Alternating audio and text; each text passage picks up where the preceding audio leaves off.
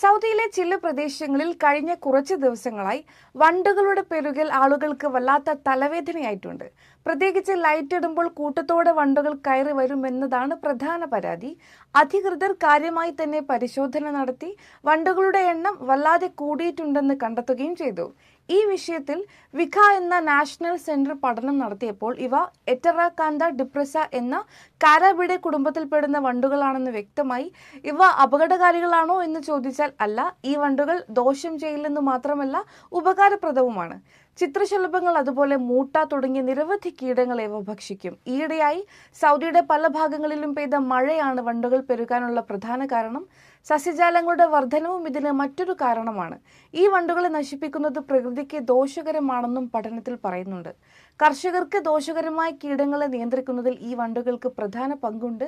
ഇതിനൊരു പരിഹാരം എന്നോണം, അതായത് വണ്ടുകൾ വരാതിരിക്കാൻ ആളുകളോട് അധികൃതർ ചെയ്യാൻ ആവശ്യപ്പെടുന്നത് പ്രകാശം കാണുന്ന സ്ഥലങ്ങളിലേക്ക് ഇവ ആകർഷിക്കപ്പെടും. അതുകൊണ്ട് വീടുകളിൽ ലൈറ്റ് അണയ്ക്കുകയോ വെളിച്ചം കുറയ്ക്കുകയോ ചെയ്യണം എന്നുള്ളതാണ്.